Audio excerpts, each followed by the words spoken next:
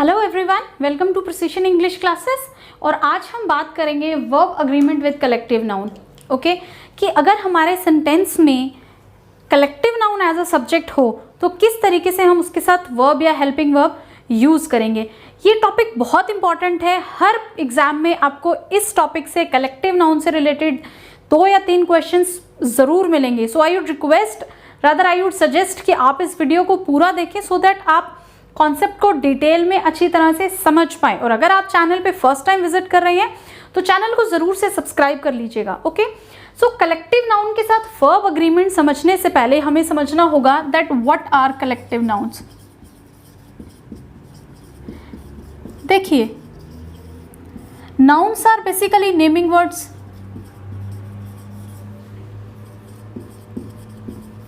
ठीक है, names of person, places, things, etc. These are all are called nouns. So what are collective nouns? These are the names of collections.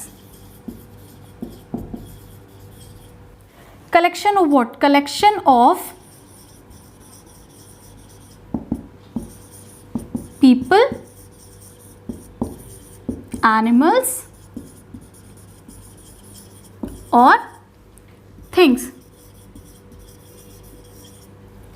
यानी कि लोगों का, जानवरों का या वस्तुओं का जो समूह है, उन समूहों के जो नाम हैं उन्हें हम क्या कहते हैं?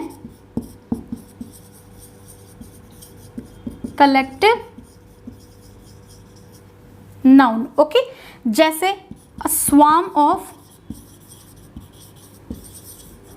बीज, मधुमक्खियों के झुंड, उन्हें हम क्या कहते हैं? Swarm. So swarm is the collective noun here. ठीक है, अ हर्ड ऑफ कैटल। ठीक है, एनिमल्स का जो झुंड है उसे हम क्या कहेंगे? हर्ड।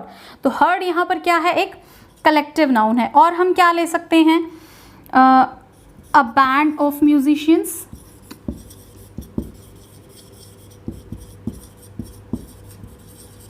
a team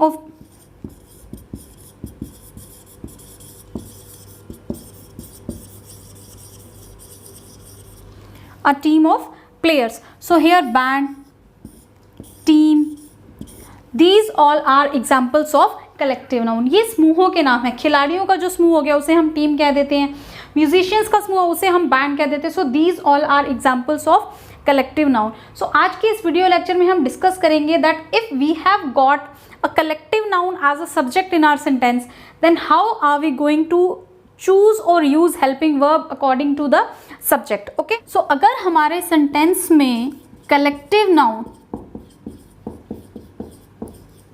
represent कर रहा है एक यूनिट को, ठीक है, कि collective noun जिस भी चीज का वो कलेक्शन है वो उसको as a single unit represent कर रहा है। कैसे represent कर रहा है? as a single unit. तब हम उसके साथ क्या यूज करते हैं? Singular verb. ओके, अगर हमारा कलेक्टिव नाउन सिंगल यूनिट की तरह रिप्रेजेंट कर रहा है कलेक्शन को, तब हम उसके साथ सिंगुलर वर्ब या सिंगुलर हेल्पिंग वर्ब यूज करते हैं। ठीक है, जैसे मैं आपको एग्जांपल देती हूं, the jury taken its decision. Okay, अब देखिए यहाँ पर jury is a collective noun. ठीक है, जूरी ने अपना डिसीजन, अपना निर्णय ले लिया है। तो अब जूरी क्या है कि 4-5 लोगों का समूह है जो किसी भी चीज़ पे निर्णय लेने बैठे हैं, चाहे वो जजेस हैं। ठीक है, तो अब उन्होंने एकमत होकर कोई निर्णय लिया। तो यहाँ पर जूरी क्या है? उन 4-5 लोगों के समूह को as a single unit represent कर रहा है कि उन्होंने मिलके कोई निर्णय लिया है। तो हम यहाँ पर क्या लेंगे? सिंगुलर हेल्पिंग वर्ब लेंगे। क्या लेंगे? Has. The jury has taken its decision. यहाँ पर इट्स से भी हमें क्या पता लग रहा है? दैट जूरी की हम यहाँ पर कैसे बात कर रहे हैं? एज अ सिंगल यूनिट हम बात कर रहे हैं। ठीक है, एक और एग्जाम्पल लीजिए, the team dash one the match. ठीक है, अब देखिए जो टीम है, एक कलेक्टिव नाउन है, team has dash one the match, ठीक है। अब मैच जब जीता जाता है तो जीत या हार सारी टीम की होती है, ऐसा तो नहीं है कि कुछ प्लेयर्स जीत गए और कुछ प्लेयर्स हार गए। सो यहाँ पर टीम खिलाड़ियों के पूरे समूह को रिप्रेजेंट कर रहा है, तो यहाँ पर हम क्या यूज़ करेंगे, इसके साथ सिंगुलर हेल्पिंग वर्ब यूज़ करेंगे। क्या यूज़ करेंगे, सिंगुलर हेल्पिंग वर्ब यूज़ करेंगे। ऑन द अदर हैंड अगर कलेक्टिव नाउन सेंटेंस में यूज़ हुआ है बट इससे जो सेंस निकल के आ रही है वो मेंबर्स की निकल के आ रही है, यूनिट की नहीं, मेंबर्स की निकल के आ रही है, तब हम इसके साथ क्या यूज़ करते हैं, प्लूरल वर्ब यूज़ करते हैं। कि नाउन कलेक्टिव नाउन ही लगा है हमारे सेंटेंस में, लेकिन सेंटेंस को पढ़ने से हमें समझ में आ रहा है कि ये पर्टिकुलर नाउन एक यूनिट की बात नहीं कर रहा, डिवीजन की बात कर रहा है या मेंबर्स की बात कर रहा है, तो हम उसके साथ क्या यूज़ करेंगे, प्लूरल वर्ब। एग्जाम्पल से आपको अच्छे से समझ में आ जाएगा, मैं इन्हीं एग्जाम्पल्स को मॉडिफाई करती हूँ सो दैट आप कंपैरिजन कर सके, ठीक है। अब देखिए द जूरी, 4-5 लोग किसी भी टॉपिक के ऊपर डिस्कस करते हैं या कोई निर्णय लेने बैठते हैं, हमेशा तो वो एक मत पे नहीं पहुंच पाते, ठीक है। तो द जूरी डैश डिवाइडेड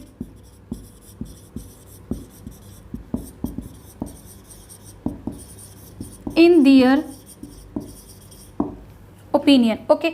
अब यहाँ पर देखिए मेरा सब्जेक्ट क्या है, अगेन जूरी, और यहाँ पर भी मेरा सब्जेक्ट क्या था, जूरी, बट यहाँ था jury has taken its decision, कि जूरी ने एक मत होकर अपना निर्णय ले लिया। लेकिन यहाँ पर क्या है, डिवाइडेड इन दियर ओपिनियन, कि उनके जो मत हैं, उनका जो निर्णय है वो बटा हुआ है, एक मत नहीं हो पा रहे हैं, कंसेंसस पे नहीं पहुँच पा रहे हैं, ठीक है। तो हम यहाँ पर क्या यूज़ करेंगे, प्लूरल हेल्पिंग वर्ब। हम क्या यूज़ कर रहे हैं, वर्ब, जो कि एक क्या है, प्लूरल हेल्पिंग वर्ब। अब हम टीम के साथ ही एक और सेंटेंस समझते हैं।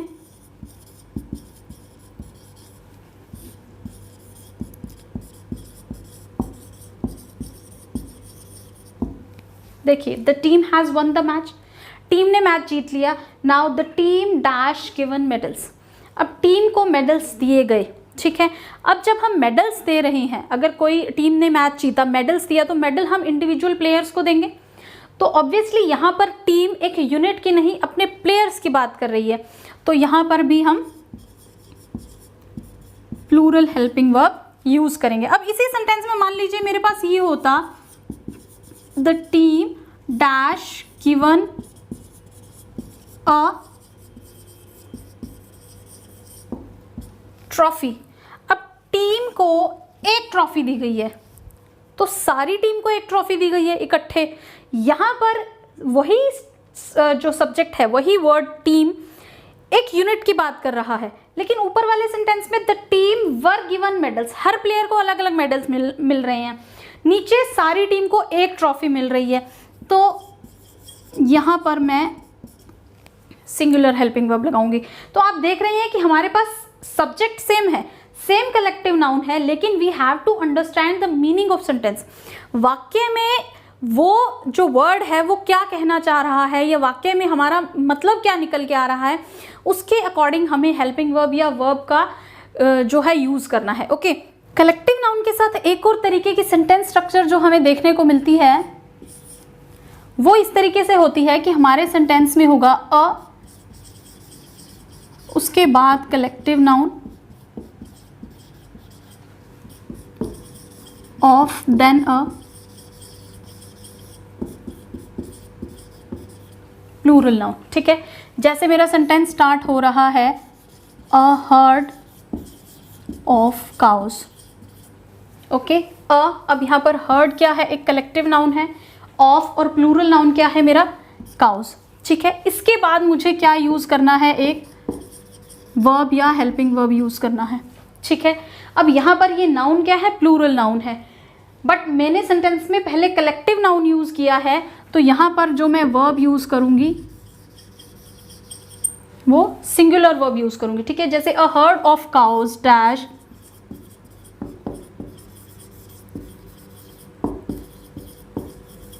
क्रॉसिंग द रोड, मुझे इस या आर में से चूज़ करना है, ठीक है। तो यहाँ पर मैं अपनी हेल्पिंग वर्ब को कलेक्टिव नाउन के अकॉर्डिंग यूज़ करूँगी कि एक झुंड जो है गायों का वो सड़क पार कर रहा है, तो यहाँ पर मेरा हेल्पिंग वर्ब जो है वो क्या यूज़ होगा, इज़ होगा। एक और एग्जाम्पल देखिए, a band of musicians dash coming to perform in our city tomorrow. ठीक है, अब यहाँ पर बैंड क्या है, एक कलेक्टिव नाउन है, उसके बाद म्यूजिशियंस एक प्लूरल नाउन है। ठीक है, लेकिन मैं अपनी हेल्पिंग वर्ब क्या यूज़ करूँगी, बैंड के अकॉर्डिंग, कि म्यूजिशियंस का एक बैंड आ रहा है। ठीक है, is coming to perform in our city tomorrow. Okay, तो यहाँ पर इस पर्टिकुलर कलेक्टिव नाउन के अकॉर्डिंग हम सिंगुलर हेल्पिंग वर्ब का यूज़ करते हैं। ठीक है, बट हमारे सेंटेंस में अगर अ collective noun,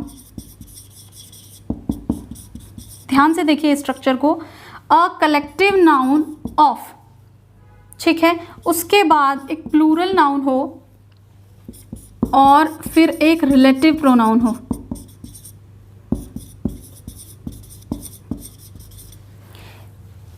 in that condition relative pronoun के बाद जो मैं वर्ब फॉर्म यूज़ करूँगी वो प्लूरल वर्ब यूज़ करूँगी, और आगे कॉन्टिन्यूइंग स्ट्रक्चर के बाद जो मैं वर्ब फॉर्म यूज़ करूँगी सेंटेंस के एंड में अगर कोई होगी तो वो क्या होगी, सिंगुलर हेल्पिंग वर्ब या सिंगुलर वर्ब होगी। ठीक है, कि a collective noun plus plural noun, लेकिन उसके बाद एक रिलेटिव प्रोनाउन हो तो रिलेटिव प्रोनाउन के बाद मेरी प्लूरल वर्ब आएगी, और कॉन्टिन्यूइंग सेंटेंस के बाद जो हेल्पिंग वर्ब या वर्ब आएगी वो क्या आएगी, सिंगुलर आएगी। एग्जाम्पल से आपको अच्छी तरह से समझ आ जाएगा। A team of scientists who dash from US dash visiting India. अब देखिए अ यहाँ पर टीम कलेक्टिव नाउन है, ऑफ साइंटिस्ट एक प्लूरल नाउन हो गया, हु क्या है, एक रिलेटिव प्रोनाउन है। तो मैं क्या बात कर रही हूँ कि साइंटिस्ट्स की एक टीम जो यूएस से है इंडिया आ रही है। ठीक है, तो साइंटिस्ट्स कहाँ से हैं, they are multiple in number, plural है ना, तो इसीलिए ये जो हेल्पिंग वर्ब होगी वो इस नाउन के अकॉर्डिंग, ये प्लूरल नाउन है तो मैंने यहाँ पर प्लूरल हेल्पिंग वर्ब लगाई। ठीक है, और उनकी टीम इंडिया आ रही है, they as a collective unit are coming ना, तो एज अ कलेक्ट पूरी टीम आ रही है, तो यहाँ पर क्या लगा, इज, ये इज किसके अकॉर्डिंग लगा, टीम के अकॉर्डिंग लगा। I hope I am clear कि रिलेटिव प्रोनाउन के बाद जो हेल्पिंग वर्ब है वो प्लूरल हेल्पिंग वर्ब होगी प्लूरल नाउन के अकॉर्डिंग, लेकिन सेंटेंस के एंड में जो हेल्पिंग वर्ब है वो सिंगुलर हेल्पिंग वर्ब होगी मेरे कलेक्टिव नाउन की वजह से। ओके, एक एग्जाम्पल और डिस्कस करते हैं। अ crowd of people who dash from different states of country dash protesting outside the bungalow of Uddhav Thackeray. ठीक है, अब यहाँ पर देखिए क्राउड क्या है, हमारा कलेक्टिव नाउन, और पीपल क्या है, एक plural noun. Okay, so a crowd of people, who is a relative pronoun, और हु के बाद जो मुझे अपनी हेल्पिंग वर्ब लगानी है वो मैं क्या लगाऊंगी, according to the plural noun, plural helping verb. ठीक है, अकॉर्डिंग टू पीपल, की जो लोग हैं from different states of country, जो देश के अलग अलग राज्यों से लोग हैं। ठीक है, लोग बहुत सारे हैं तो मैंने प्लूरल लगाया, बट जो क्राउड है, अब वो जब प्रोटेस्ट कर रहे हैं so they are protesting as a crowd. ठीक है, तो इज प्रोटेस्टिंग, ये क्राउड किसके अकॉर्डिंग लगाया मैंने, सॉरी ये इज किसके अकॉर्डिंग लगाया, क्राउड के अकॉर्डिंग लगाया। ओके, अब हम कंप्लीट द सेंटेंसेस का एक सेट डिस्कस कर लेते हैं। ओके, रूल्स रिवाइज हो जाएंगे इससे। चलिए, पहला सेंटेंस है the committee dash discussing your proposal. ठीक है, अब यहाँ पर देखिए हमारा जो कलेक्टिव नाउन है वो क्या है, committee, committee is the collective noun, but जो की वर्ड है वो क्या है, डिस्कसिंग, कि जो कमिटी है they are discussing your proposal, यानी कि जो कमिटी के मेंबर्स हैं वो आपस में डिस्कस कर रहे हैं। सो हम यहाँ पर कमिटी के एज अ यूनिट नहीं बल्कि उसके मेंबर्स की बात कर रहे हैं, तो हम क्या चूज करेंगे, एक plural helping verb, the committee are discussing your proposal. Okay, second sentence देखते हैं, the public dash fighting among themselves. ठीक है, जो लोग हैं, जनता है, दे आर फाइटिंग, अब लड़ रहे हैं, तो ऑब्वियसली यहाँ पर भी हम लोगों की अलग अलग से बात कर रहे हैं, तो यहाँ पर भी हम क्या चूज करेंगे, प्लूरल हेल्पिंग वर्ब चूज करेंगे। ओके, वर। थर्ड सेंटेंस देखिए, the government dash passed an ordinance. अब जो ऑर्डिनेंस है वो पास किया है गवर्नमेंट ने। ठीक है, तो गवर्नमेंट ने एज अ कलेक्टिव यूनिट काम करके ऑर्डिनेंस को पास किया, तो यहाँ पर हम सिंगुलर हेल्पिंग वर्ब लगाएंगे, the government has passed an ordinance. Fourth sentence देखिए, the audience dash taken their seats. ठीक है, अब यहाँ पर हमारा कलेक्टिव नाउन क्या है, ऑडियंस। अब ऑडियंस ने अपनी सीट्स ले ली हैं, इसका मतलब जो भी देखने आए हैं शो को उन सब ने अपनी अपनी सीट्स ले ली हैं। तो हम यहाँ पर ऑडियंस में मौजूद लोगों की अलग अलग से बात कर रहे हैं। ठीक है, तो हम क्या यूज़ करेंगे, प्लूरल हेल्पिंग वर्ब यूज़ करेंगे। नेक्स्ट सेंटेंस देखिए, the council dash of 10 members and each dash to be very honest. अब the council dash of 10 members, consist या कंसिस्ट्स कि जो काउंसिल है उसमें 10 मेंबर्स होते हैं, तो यानी कि पूरी टीम में 10 मेंबर्स हैं। तो हम यहाँ पर क्या लगाएंगे, सिंगुलर हेल्पिंग वर्ब। ठीक है, and each dash to be very honest. अब ईच के ऊपर पूरा वीडियो ट्यूटोरियल मैंने चैनल पे डाला हुआ है कि ईच के बाद जब हम हेल्पिंग वर्ब लगाते हैं तो वो क्या होती है, सिंगुलर, बिकॉज ईच डिस्ट्रीब्यूट करता है कि काउंसिल में 10 मेंबर्स हैं और हर एक को ईमानदार होना है, तो हर एक की अलग अलग से बात करते हैं, इसीलिए हम सिंगुलर हेल्पिंग वर्ब लगाते हैं। ओके, नेक्स्ट सेंटेंस देखिए, our team dash the best team. तो मैं अपनी टीम की बात कर रही हूँ एक यूनिट की तरह कि हमारी टीम जो है वो बेस्ट है, तो हम यहाँ पर सिंगुलर हेल्पिंग वर्ब लगाएंगे, our team is the best team of the state. Seventh sentence देखिए, the swarms of locust dash reached UP.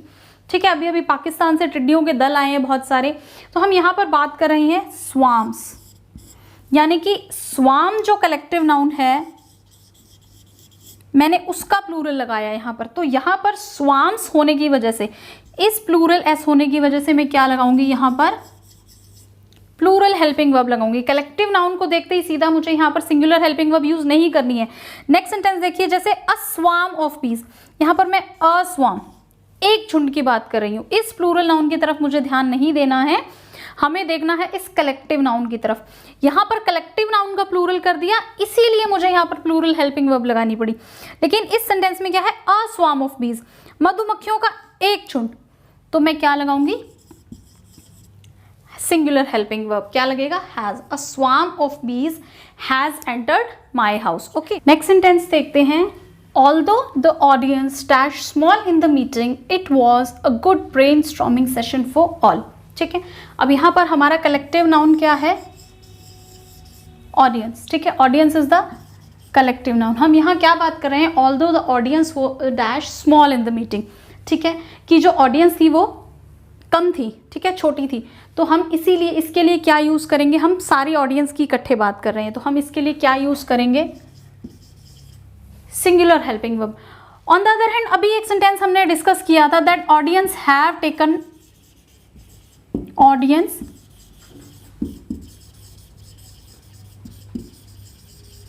Have taken their seats. ठीक है, यहां पर हमने ऑडियंस के साथ हैव लगाया था क्योंकि ऑडियंस ने अपनी सीट्स ले ली, हर एक ने अलग, जो ऑडियंस में जो मेंबर्स हैं, जो लोग हैं आए हैं, उन्होंने अपनी अपनी सीट ले ली।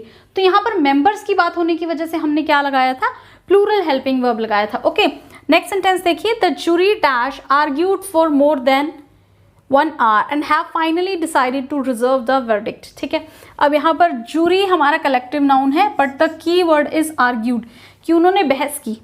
ठीक है, तो बहस की तो it happened between the members, तो हम यहाँ पर क्या लगाएंगे, प्लूरल हेल्पिंग वर्ब लगाएंगे, the jury have argued for more than 1 hour। Okay, next sentence देखिए, at night a galaxy of stars dash seen in the sky. अब हमारा गैलेक्सी यहाँ पर क्या है, कलेक्टिव नाउन है। ठीक है, अ गैलेक्सी, तारों का एक समूह जो है वो हमें दिखाई देता है, तो हम समूह की बात कर रहे हैं। ठीक है, तो हम क्या लगाएंगे, यहाँ पर इज लगाएंगे। वैसे भी हमारे पास a collective noun of plural noun हो तो हम सेंटेंस में क्या लगाते हैं, सिंगुलर हेल्पिंग वर्ब लगाते हैं। ओके, नेक्स्ट सेंटेंस देखिए, the committee dash unanimously taken dash decision. ठीक है, अब कमिटी ने यूनानिमसली मतलब एक मत से अपना निर्णय ले लिया है, तो ऑब्वियसली हम यहाँ सिंगल यूनिट की बात कर रहे हैं, तो हम हैज टेकन इट्स डिसीजन लगाएंगे। ठीक है, the committee has taken its decision. ठीक है, आई होप आपको आज का वीडियो पसंद आया, तो प्लीज़ इसको अपने फ्रेंड्स के साथ शेयर कीजिए और मेरे चैनल को ज़रूर सब्सक्राइब कर लीजिए। Thank you for watching, thank you and have a nice day.